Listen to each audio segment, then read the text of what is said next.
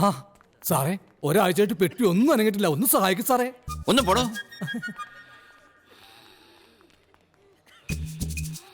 അത്യാസന്ന നിലയിലാണെന്ന് തോന്നുന്നു.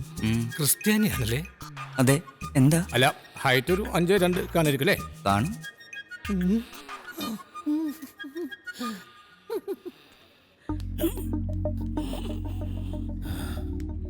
ഹാർട്ടുണ്ട്. അവന്മാര് കണ്ണി ചോരയില്ലാതെ ഇങ്ങനെ ചെയ്തു കളഞ്ഞല്ലോ. എന്റെ മക്കളായാലും ശരി, പോലീസിൽ കേസ് കൊടുക്കണം. അല്ലേ മേരി? എന്നിട്ട് വേണം ജോണിക്കുട്ടി ഇനിയും വന്ന് തല്ലാൻ. എനിക്കിതൊക്കെ ശീലായി. അടി കൊണ്ട് ദേഹം മുഴുവൻ തഴമ്പാ. അപ്പന്റെ കാര്യം ആലോചിക്കുമ്പോഴേ സങ്കടമുള്ളൂ. ഓ, എന്താ ലോനപ്പാ കഴുകനെ പോലെ ഇവിടെ ചുറ്റിത്തിരിഞ്ഞ് നടക്കണേ? എന്നാലും മക്കള് ചെയ്തതിൽ കടന്ന കൈയായി പോയിട്ടിച്ചാ. അത് തന്നെയാണ് ഞാനിപ്പോ പറഞ്ഞുകൊണ്ടിരിക്കുന്നത്. ഞാൻ അവരെ ശരിക്കും ശകാരിച്ചു. ഇളയവൻ റോയിച്ചൻ കരഞ്ഞില്ലാന്നേ ഉള്ളൂ. ചെയ്തത് അബദ്ധമായി പോയി എന്ന് അവർക്ക് മനസ്സിലായി. ഇവരോട് വന്ന് മാപ്പ് പറയാതെ ഒരുത്തനും ഒരു തുള്ളി ബ്രാൻഡി കൊടുക്കില്ല എന്ന് പറഞ്ഞപ്പോ അവസാനം 3 പേരും വന്ന് മാപ്പ് പറയാതെ സമ്മതിച്ചു.